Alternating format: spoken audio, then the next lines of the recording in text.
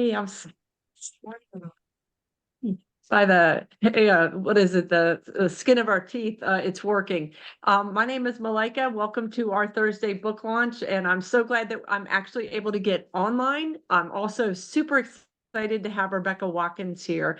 I love the title of her most recent book out by Finishing Line Press, A Field Guide to Forgiveness, and it just came out in 2023. A little bit about Rebecca, besides being patient with my technical poet. She holds an MFA in poetry and an MS in education from the City University of New York. She is calling in from New York, and I think you said it was 20 degrees, and all of us in North Carolina are going, oh, wow, that's not livable. We don't know how you're doing that. Her poetry collection, Sometimes in These Places, came out in 2017 with Unsolicited Press. Her creative nonfiction she's also multi-talented. Creative nonfiction has been shortlisted for the Malahat Review's Open Season Awards. Rebecca has been published in numerous magazines, and I'm not going to spend a lot of more time on that, but I did want to point out, I've got the link directly to the book where you can order it from Finishing Line Press. And then also you're welcome to go to Rebecca's website, which I also have in the chat section. So I'll put it again, but it's RebeccaWatkinsWriter.com. Rebecca, thank you so much for being here tonight. I'm looking forward to hearing these poems. Thank you for having me. And as I said, I'm so happy to be doing a reading online when it's, 20 degrees and dropping outside. So thank you. So the poems I'm going to be reading are from my new chapbook, Field Guide to Forgiveness, which was already said. And I just want to say that my sister is an artist, and she designed the cover. And she did such a great job. I say that she plucked it right out of my brain. It was exactly what I wanted without being able to say that's what I wanted. So the poems are divided into 3 sections, and I'm not going to go over every section, but it moves from poems about family of origin to childhood to my married life to the outer world and then back inward. And I just want to read the dedication because I feel like without family, I wouldn't have been able to write this. So it's dedicated to my parents who are here. I'm really excited about that, who taught me how to love and forgive, to my husband who's here, who has loved me through storms, and to my stepdaughters who are in California working still, who showed me that the hardest journeys lead to the sweetest love. Okay. So I'll go ahead and start. I'm going to read the first poem. It's a poem that I, as an adult and especially a stepmother, I think a lot about how I viewed my mother, who happens to be here, and how my assumptions were wrong. And so it's a poem about that. What did I know? What can a daughter know of her mother's life? The depths and dangers of those waters, how she gave birth but did not cling to motherhood as the only masthead. What can a daughter know of her mother's hopes? The hours she spent whittling her own vessel under moonlight's edges. I keep the arrows she gave me on my back in a quiver unnamed for years. I was so sure that nothing could be learned from the woman at the helm, who considering abandoning ship, but yet never did. How unoriginal my mutiny, trying to be nothing like her. How different our arrows, hers named love, mine regret.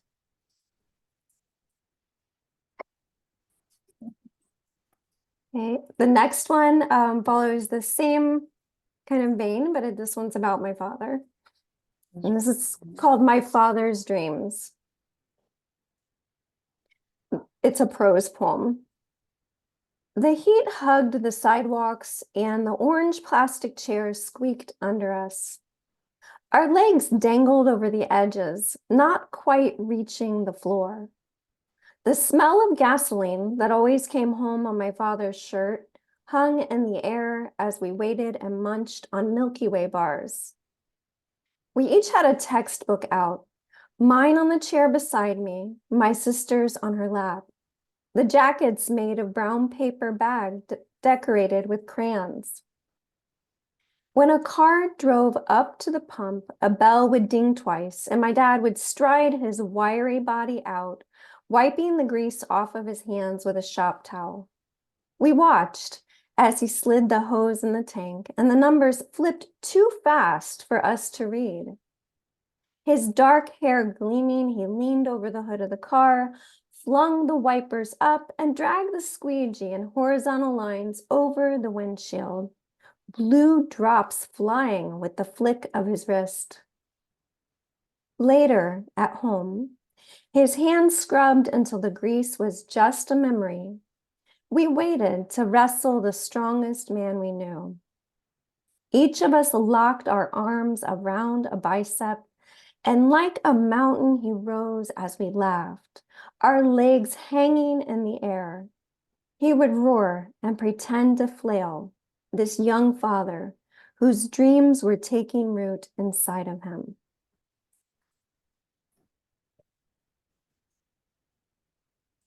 Okay. The next one is about my older sister, and it's actually written based on a photograph of her. And it's about a really special time in our lives when we were younger. And I lived in New Mexico, and she lived in Arizona. And it was like before we got married, before everything changed. So it's about that time. It's called Bisbee Blue. What's she thinking at that moment? My sister's blue eyes, so like mine, stare into the camera. She stands on the curved sidewalk with a desert mountain, dry with scruffy green spots, covering the sky behind her. I drove from New Mexico, burning my brakes on the switchbacks of the White Mountains through the Apache reservation to meet her in the desert. That day, we hiked into mile-high air to the hill crowned with shrines, little grottos for the holy, cut into the rock, where visitors leave statues, candles, and flowers.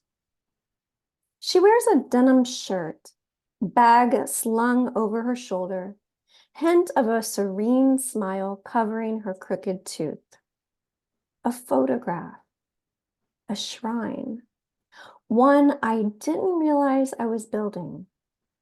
Is a part of us still there, wearing Bisbee blue turquoise on our wrists, driving past the copper mines, deep red bowls scooped out of the earth, back when everything felt like the beginning of a story?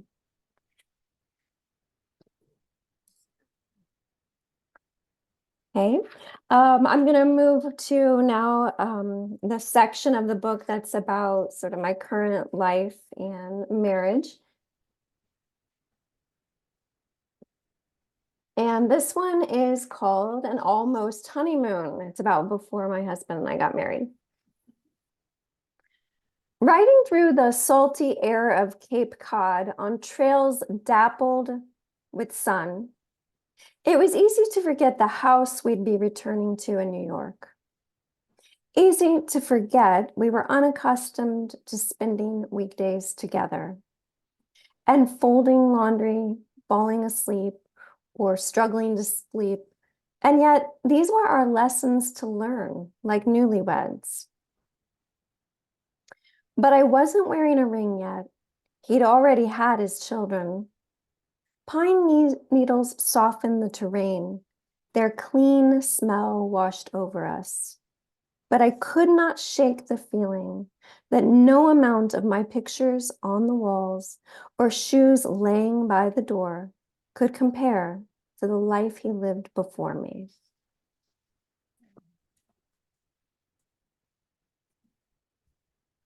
This next one is connected to that, and I felt like I had to read the first one for this one to make sense.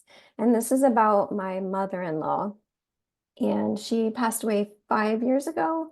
Um, the anniversary would be coming up in about a week, and she had dementia in the last few years of her life. It's called Rope Burns. I only hid in the bathroom once. The entire weekend felt like a boat pitching back and forth.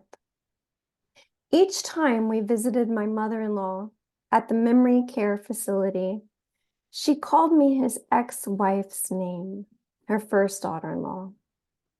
When the forgetting starts, it's the little things. Did I go to the bank? Then the dangerous things. How do I get home? In the end, years are erased as easily as minutes. Each time we laughed, told her my name, until finally we stopped. My stepdaughter said it's no big deal. My husband said that too.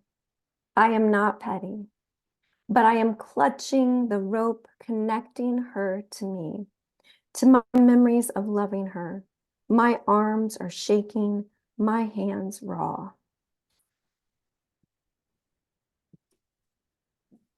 It's good. Yeah. That one is that's a hard one to read.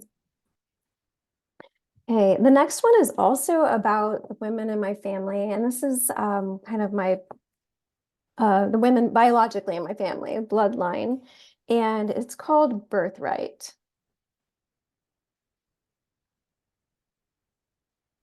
The women I came from crawled under a sky that would never be theirs, stealing crumbs of light, yearning for more. They told me not to fling the window open, searching the night skies for missing pieces of myself. They told me a woman eats her sins and swallows the pain of others. My mother buried weapons under her tongue to work in a man's world. My grandmother, an artist, had 11 children, lost 5 more.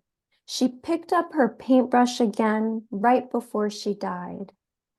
My great-grandmother, whose long hair reached the floor, cut it all off to defy the husband who loved it. They began the story that I will finish. There is a woman inside me I was always destined to become. My ancestors knew. Their palms pounded out the only revolution my blood has ever known. Why is it that when a woman lights herself on fire, it is mistaken for sacrifice or love, rather than the truth she was born to tell?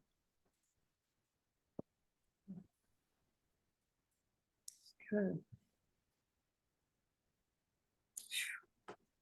Okay, and the next one is it's a little hard to read, and it might be a little hard to hear. Um, and since I've written it, I read it at every reading, and I say that I won't when it's no longer true.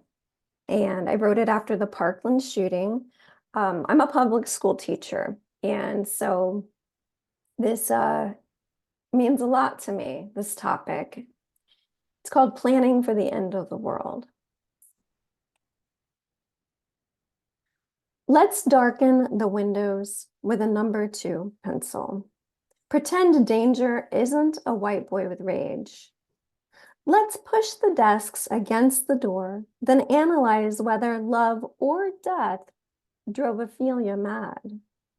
Let's remain vigilant but human enough to let ourselves feel hunted by our conscience as we ask children to support arguments with evidence. Look for facts from credible sources, but never shed a tear or drop of blue or black ink. Slip a gun in my hand instead of chalk? Since you asked, yes, I will die for your children when the time comes. Decades from now, What story will the history books tell about how our children ducked into closets, huddled in corners? Hush, hold still, don't talk. Away from the windows. Lights out. Hush, ashes, ashes. We all fall down. Yeah, that one's a hard one. Man. Yeah. Hey, let's lighten it up a little. Not too much, because this is a poem I wrote during the pandemic, but it's a hopeful one, instead of maybe one that's full of resignation and pain, like the one about the mass shootings. This one is called A Promise or a Prayer. Okay, I'll put my glasses back on. A promise or a prayer.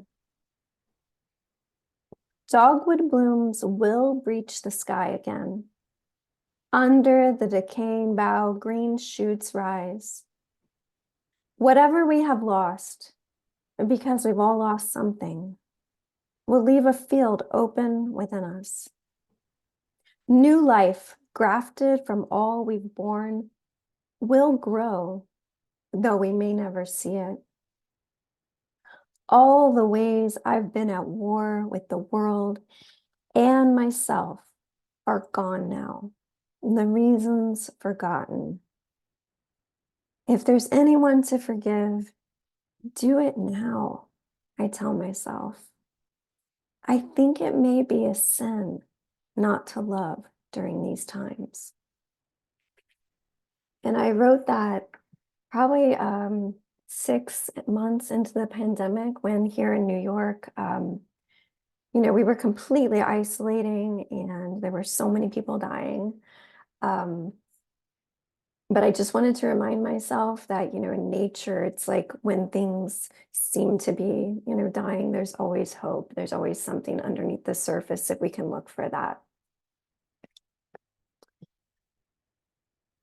The next poem is the poem that I based the book off of, and it's called A Field Guide to Forgiveness, so it follows the title. I lock my journals in my desk in case I die out there. I don't want anyone to know that sometimes I wish I had a daughter, someone to see the ways I've sacrificed, someone to tell me how I failed. I walk naked into the desert until my body becomes sand, my hair a halo of crows. I know which part to sever first. Was it always going to be that I was the last one I'd forgive? I set up camp in the crumbling landscape. There's no God here, just me, the wind, the rattlesnakes. I'll see this through. I'll take that bitter meat, fling it from my chest into the desert, feed the wolves just this one last time.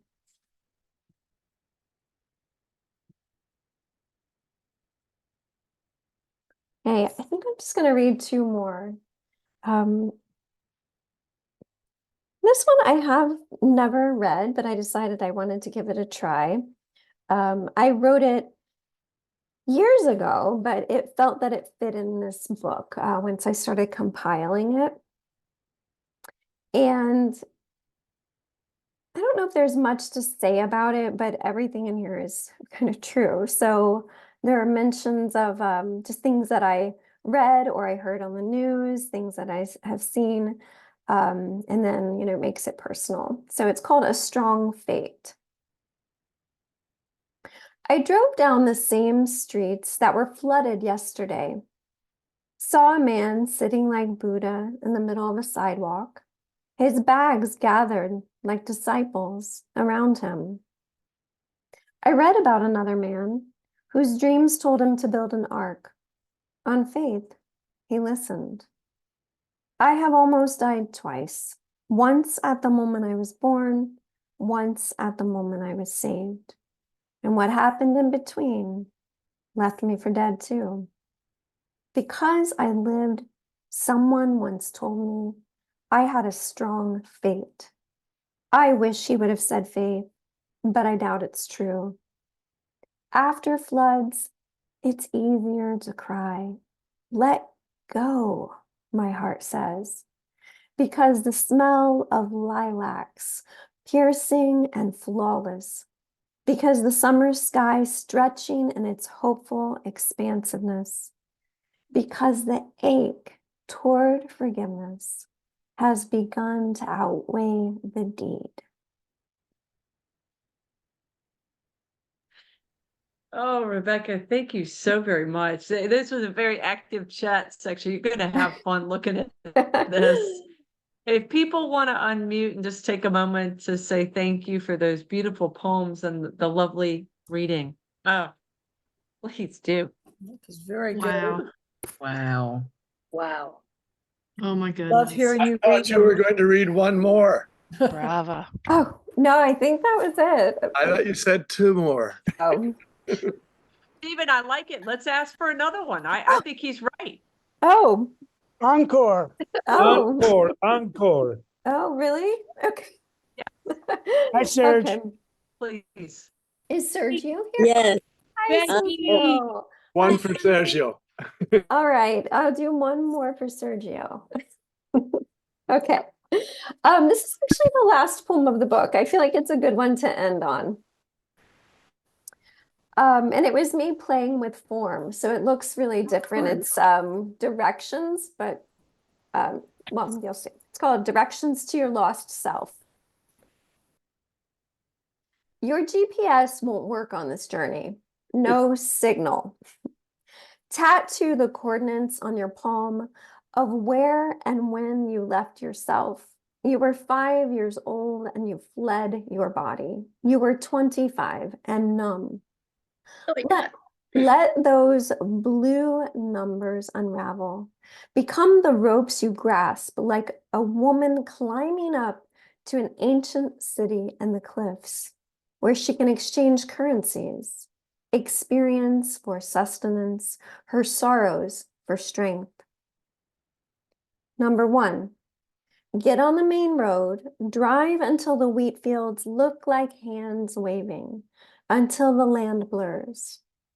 Number 2, at the boulder shaped like a man eating his knees, turn right onto the highway.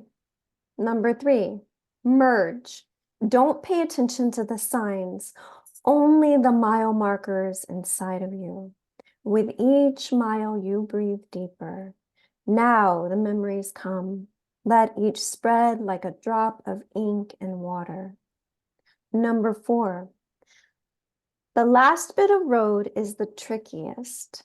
Hairpin curves, high winds, rock slides, animal crossings, but do whatever it takes. Ride horseback or camel, walk or crawl. Number 5, when you get to the top, rest. You'll recognize where you are. You once thought you came here to die, but really it was to surrender. She's still here. Search among the unmarked stones. Dig until you find her. Pull that sweet girl out of the mud and moss. Embrace her. Thank her for living even when covered. Thank her for never losing hope that you would eventually return to yourself.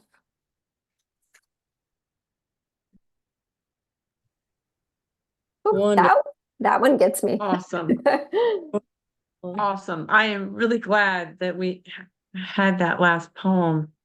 Thank you for the encore suggestion, Stephen. Rebecca, Oh, I think you froze up. I didn't. in a different way right now, Poetica or the map into the book of kind of like looking for the self and rebinding yourself. That's it. I don't know why it struck me that way in this moment, but It really did. It's lovely. Thank I know you. people have questions. Feel free. I didn't see any in the chat section, so just jump in. We're just unmute and ask Rebecca. And if y'all don't, I will. So I did want to talk, you talked about like, for example, one of the older poems that you read, fit into this collection. So if you don't mind talking about maybe your creative process, how you write, and then how you ordered this book, Field Guide to Forgiveness, because I always love hearing that.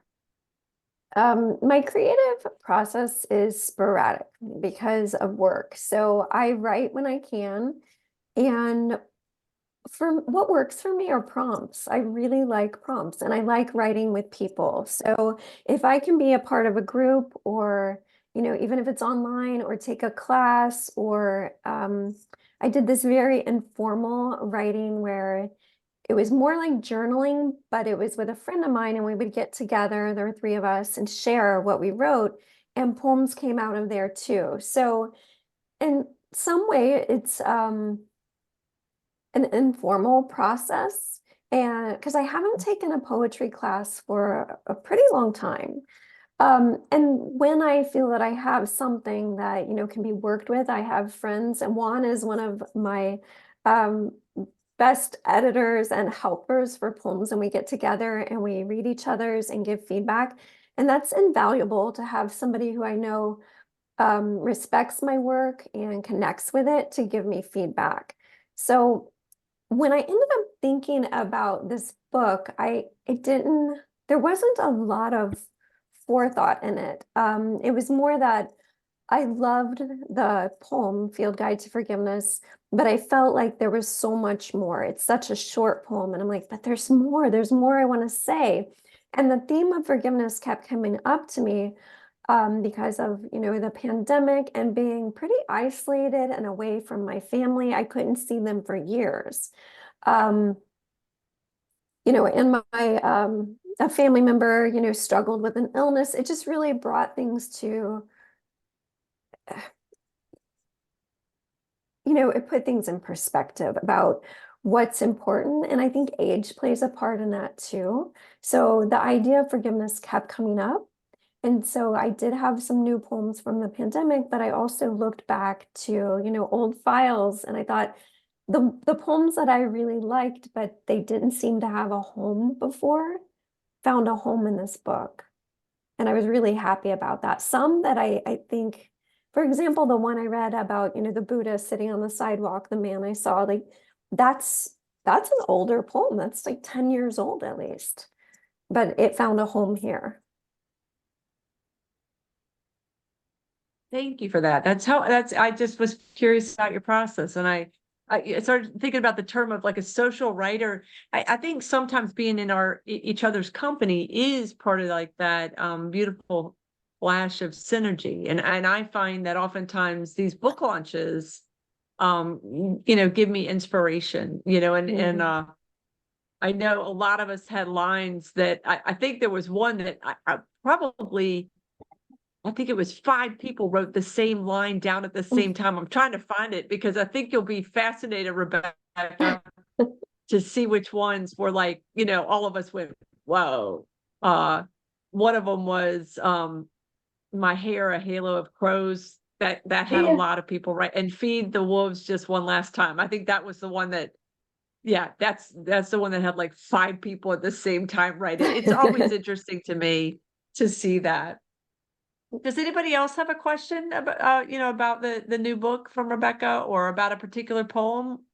Well, Yes, Juan. I'm curious about this image of the hair, the image of the hair, a halo of crows. What prompted that line? How did you get that inspiration to put that in the poem? I think it's brilliant. Thank you.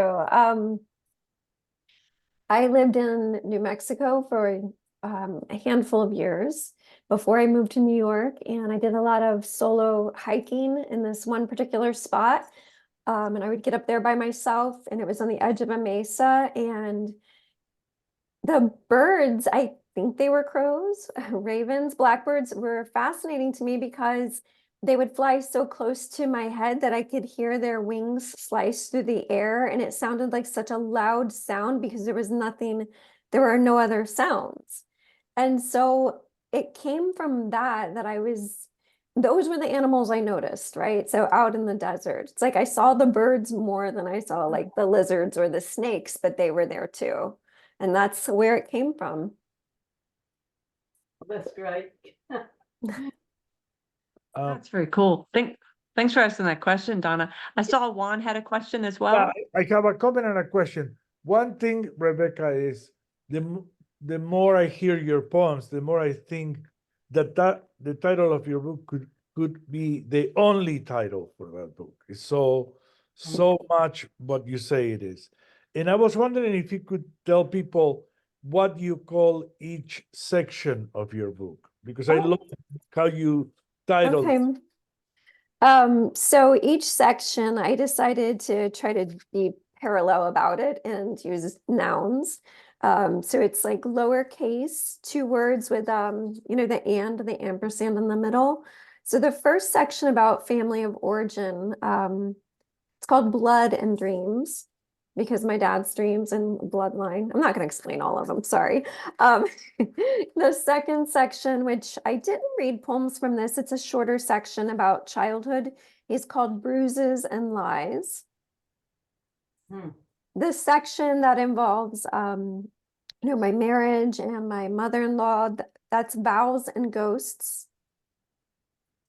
And then the ones that are really about social justice and, the social issues, that's Bullets and Seeds. And the pandemic poems are in there too. And the last one about returning to self, Mirrors and Roads.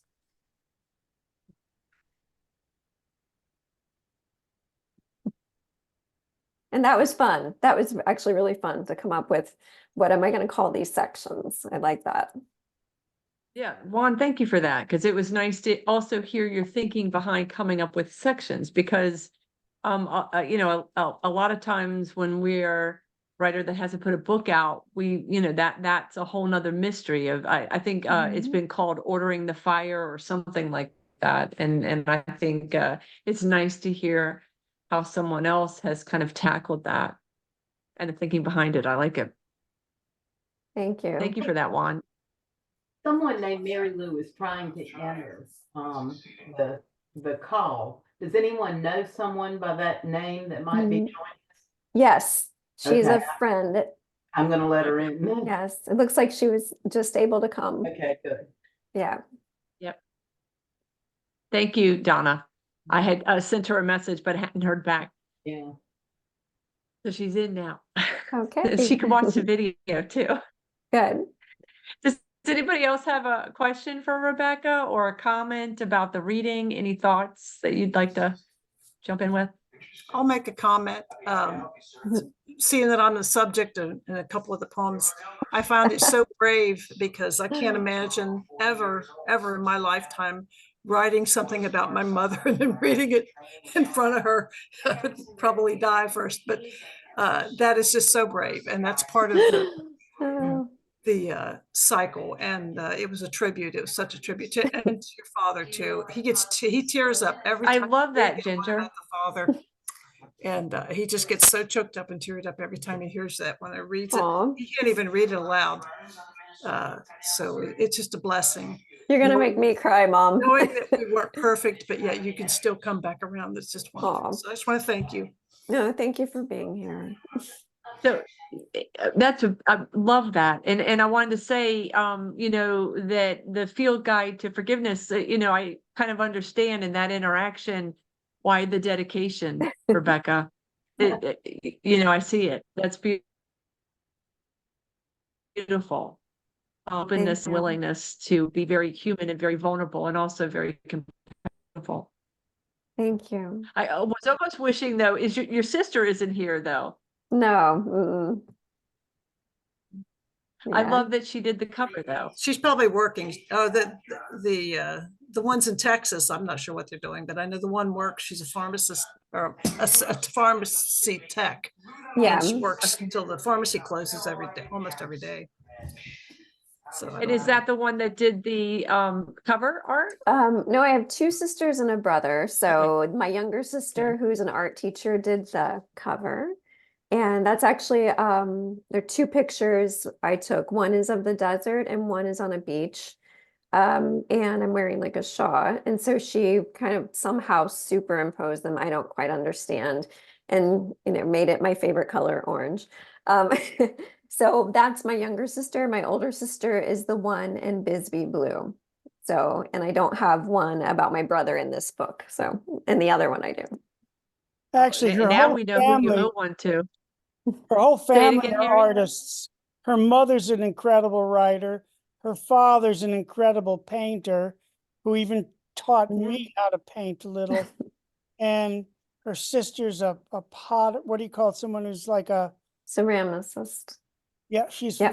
incredible. So, and I think my brother-in-law Rudy's here too. I don't see him. And my sister Lori is here. And Awesome. It's a People are- family affair. It's a yeah, I have Right? a quick question, Rebecca.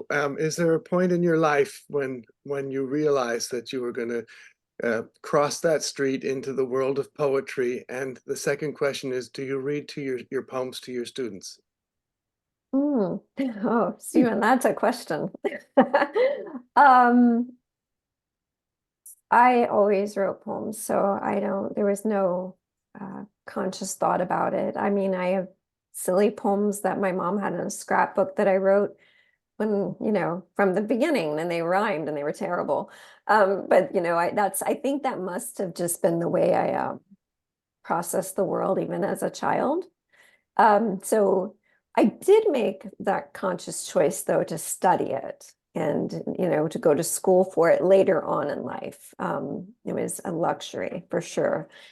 And when it comes to reading poems to my students, I do not. It's hard, they're kids. They are yeah, but some of them find me. They find me online and they find my stuff. And, I'm not going to stop that. That's fine. But I don't promote myself to them.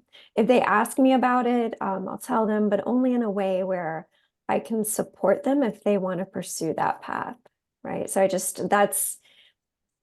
I think just because my teaching profession with them, it's more about them than it is about me. And this part of my life can be more about me.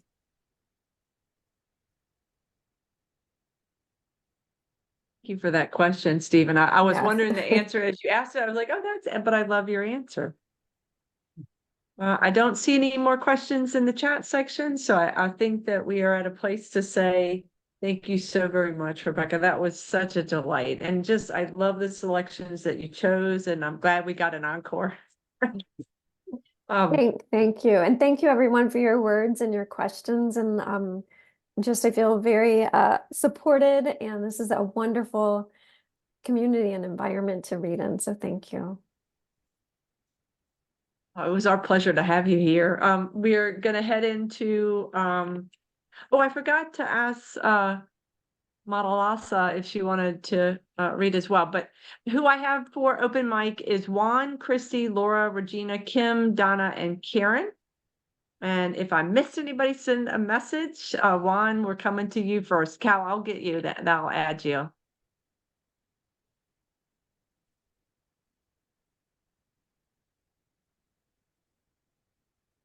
Hi, I've got you hear in me the now? spotlight, Juan. Can you hear me? Yes, you're good. You're live. Okay, great. So let me I don't know why the poem I was ready to read disappeared. So let me find it again. So this is a poem. I'm choosing this for two reasons. One is something that actually got published today in Jerry Jazz Musician, a magazine about, related to jazz. And second of all, because my wife Madalasa told me to read this. Okay, so let me find it. Okay, great. It's called Trails and Elegies. I heard that John Coltrane was a trailblazer. He could get his spaceship to take him anywhere. In my country, most of us quiet young men would not blaze trails, but follow them, suspicious of their ends, hiding from sirens rather than thorns. I was told that Miles Davis once asked Coltrane, why did he solo so long? And John said, because I can't find a good place to stop. Miles answered, well, you could take the horn out of your mouth. But John did not, and neither did my friends, gone and young, who kept holding the reed between their lips. Thank you. Thank you. Boy, I love that. Suspicious of their end and because I can't find a good place to stop. Thank you, Juan. Christy, I am coming to you. There you are. Oh. Thank you, Hey, ma'am. everybody, can you hear me? You're good? Okay, so I'm gonna, since we heard older poems tonight, and because we're talking about forgiveness, I'm going to read a love poem that I don't read very often. And this is in my chapbook from Finishing Line Press titled Finding Her. And this poem is titled Dance with the Duende. Stomp, stamp, tap, strings pull, language flows like water, music listens to the fall. Stomp, stamp, tap, voices of time past speak to the beat. Floor breathes like an infant, small and quick. Language flows like water over the banks of my mind. Oh, thunderous heartbeat, innocent ears are christened as notes bleed with the ink of this pen. Nursery rhymes take me back. Before him, before it, the knowledge of all that is mortal. Love. Thank you. Thank you so much, Christy. Make sure you put a link to your book, Becoming will. Her, if you would, in the chat section. I love our open mic. Laura, I'm trying to find you. Where'd you go? There you are. I'm coming to you. I guess I can. Okay, I'm unmuted. You can hear me? Yes, ma'am. All righty. This is a short one, a little seasonal, I guess. I was feeling introspective today. This is called Invocation. Blackbird in blackthorn, in the white winter wood, call us to the shaded passage amid the looming rocks. Bring us through the slow season's song and slumbers to the chambers of the dark goddess to receive our reckoning. The gray wolf stands guard, and we await your signal. Thank you. Oh, I love it when you're introspective. And I think that that works very well with some of Rebecca's poems with the images, the imagery. Yep. So atmospheric. Thank you, Laura. Regina, lovely Regina, I'm coming your way. Good evening, everybody. Rebecca, that was a wonderful reading. Thank you for sharing with us. You actually made me start thinking about my mama. My mother passed away in June after a 9-year battle with dementia and Alzheimer's, actually. And so if you've ever been through that, you know that it is the longest goodbye. And this poem was actually written while she was still living. But I looked at it again. I looked at it today and I was like, this is even more relevant than when I wrote it. It is entitled, I Will Not Have to See You Die. I will not have to see you die. Your life lives in my throat. The lines of my face, my eyes, my skillets and pans, neck and hands. In these ways, I preserve your dignity, and I never let you go. I will draw your life in ashes, wet and smudged across my page. I will hand down these stories while you yet breathe and read them aloud because your tongue misfires your intent. I do not have to prepare to pick shrouds and gowns and caskets and crowns. I will poet you to live, to be alive forever. You are still here. I will pen the best parts of your legacy to my life. Pray they will settle into my mind so that my sons will not watch me take them to my grave.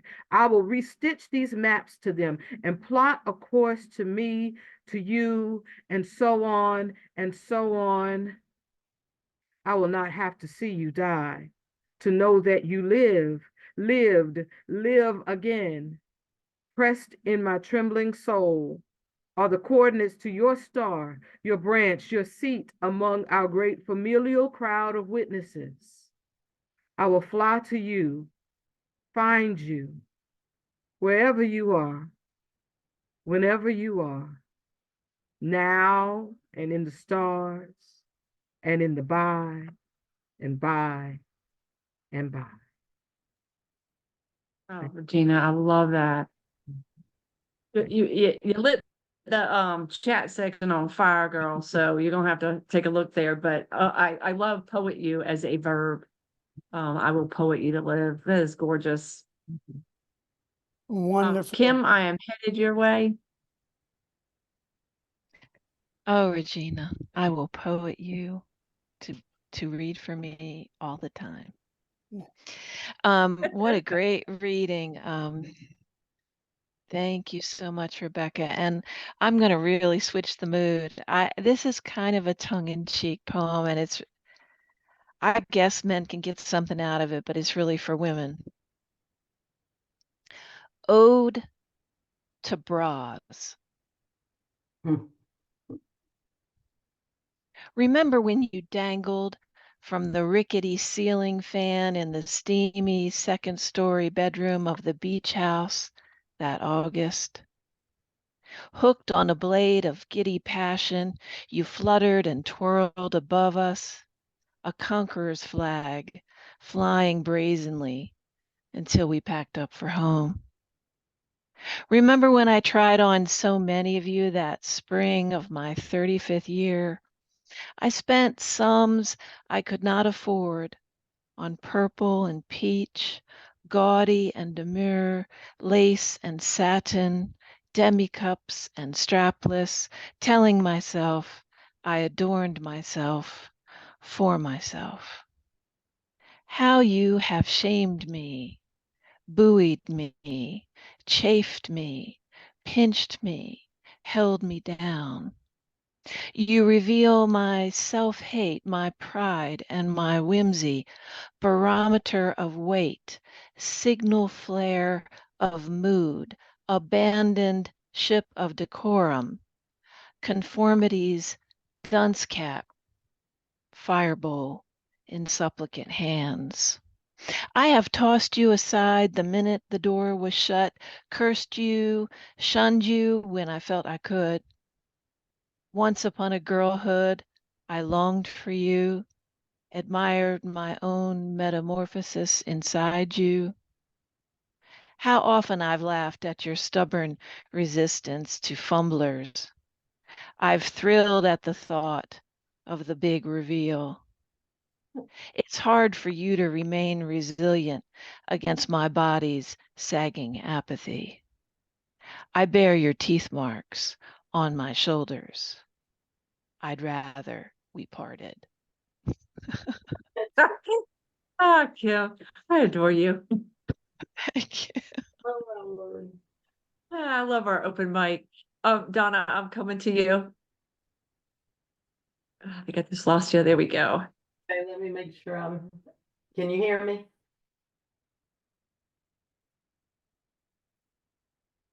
Can you hear me? Yes, I hear you. Okay. Yes. I'm going to resurrect one since we've, the poem about the dementia of your mother-in-law, Rebecca. struck a chord with me. We're in the midst of that right now. So I'm going to read a poem about it, about my mother. It's called Dementia, When I Forget I'm Me. I think I've read this before. An entire life of regrets forgotten.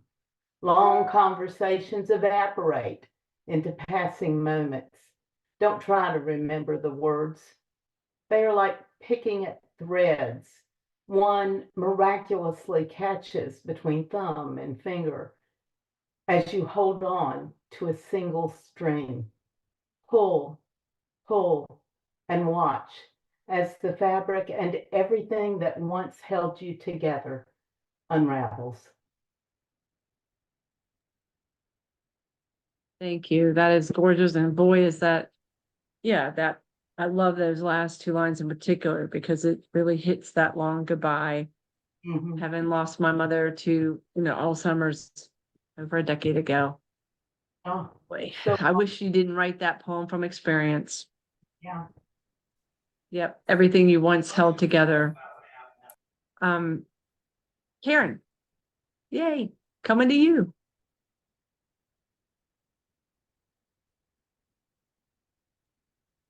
Okay.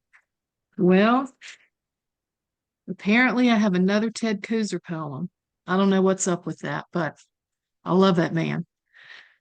This is after December 17, clear and 24 at sunrise. Ted Kooser's poem in Winter Morning Walks, 100 postcards to Jim Harrison. 25 years ago last month, you discovered in the grass near the edge of your road that the joined pairs of needles fallen from your Norwegian pines and coated with frost were each pointing to the rising of sun. Today, though my sun has long since risen, as I sit at my worn wood table streaked with shadow and winter's light, I can hear the crunch of your boots pause in that grass 25 years ago last month. I can feel the held of your breath holding mine. Ted Kooser, y'all. I love it. Karen, the poems that you bring that you're inspired by, I just so much enjoy. And I'm so glad that this, it reminds me of what Rebecca was saying, that poetry is what she's turning to and getting inspired Yeah. by. I think that that's a beautiful thing. Yeah. Yeah. Wonderful. The last poet I have listed is Cal for open mic. And so I'm coming to you, Cal. And you are in the spotlight. Make sure you unmute though.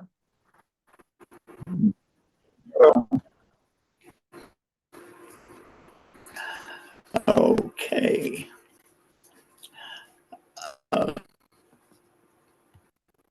This one is seasonal. I don't always write seasonally. Sometimes I miss the season completely. But this one's called Snow. In the city, a visual treat. Washes dirt from air, melts and freezes again to distillates of coal. In the town, a quiet intruder insulates inhabitants from street sounds as maple and elm leaves do in summer. In the country, whipping across fields, stormy beauty unobstructed, each lonely house a cozy fortress. Windows steam with warm children, dreams of tomorrow, a siren at dawn, signal of unexpected joy. Thank you. Oh, thank you, Cal. Oh, I I think am so Matalasa glad to wanted to be. read. Matalasa had written she wanted to read if there was time. Oh, did she? Okay, fabulous. Let's see if she wants to unmute. Manalasa, do you want to read? Yeah, if there's time. Is there time? I came in late We're on- here. We'll be happy to. All right. Can you see me? Yep, you're good. Okay, great. Hang on one sec. I gotta find where it is. Start your video. Start my video. Okay. All right. Okay, so you can see me, yes? Hello? Yes, you're Yes. good. Oh, okay, good, because I can't see you guys. We can see you and hear you. Okay, great. So this is a piece I wrote a couple of years ago now, unfortunately. And it's called The Legend of Joragumo. Joragumo became a woman after a long and arduous sea journey from Japan. Having been cooped up in a dusty and dark shipping container for months, she discovered the hot and humid weather of the American Southeast in a place called Georgia.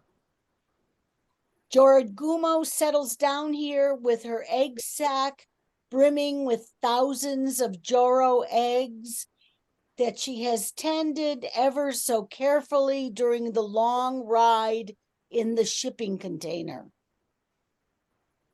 Eventually, Joragumo opens a small factory in Atlanta where she makes bulletproof vests, fishing line, and thin, durable socks.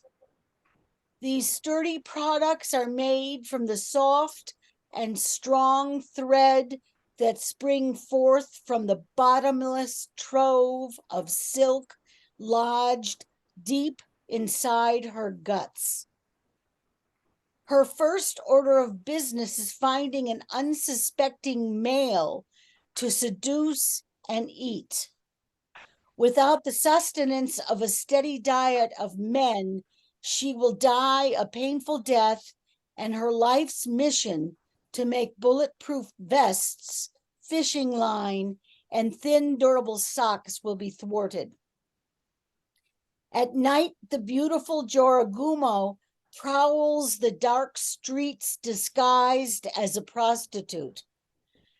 She never lacks for the steady stream of man food necessary to satisfy her endless and hungry sexual desire, as there is a never-ending line of willing narcissists to feed on.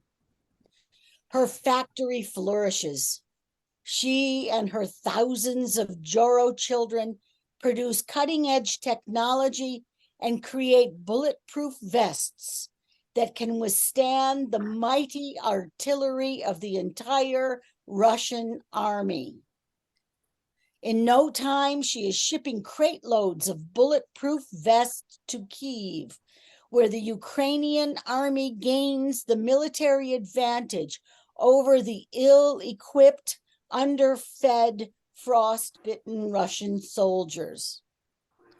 As the cruel and senseless war finally winds down, the task of rebuilding Ukraine commences. This is where the thin, durable socks made from the same soft and sturdy silk as the bulletproof vests, produced now by countless yellow and blue Joro spiders that have proliferated by a magnitude of mind-blowing proportion, comes into play.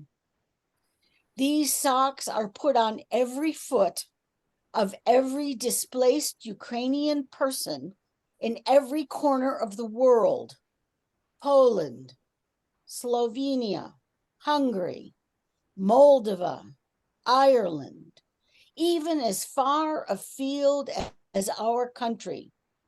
These socks provide the support and sublime comfort necessary for their long walk home and for the hard work of rebuilding their demolished country.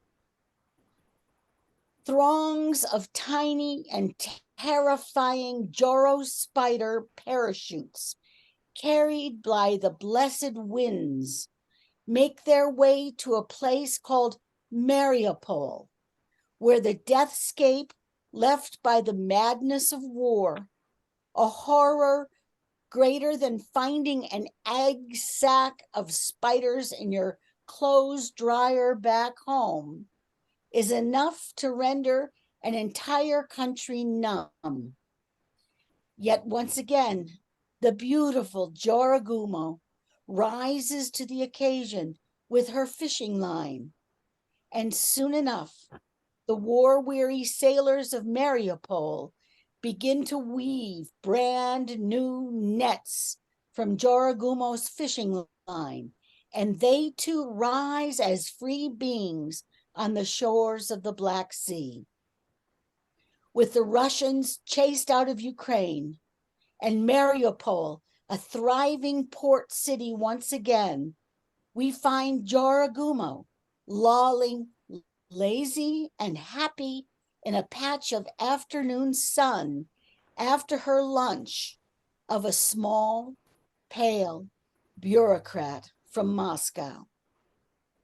Later that same day, Joragumo catches the cool breeze and parachutes out of town, looking for the next place to unload her over-brimming egg sack and to begin her next mission of hope and love and the passing on of her ancient craft.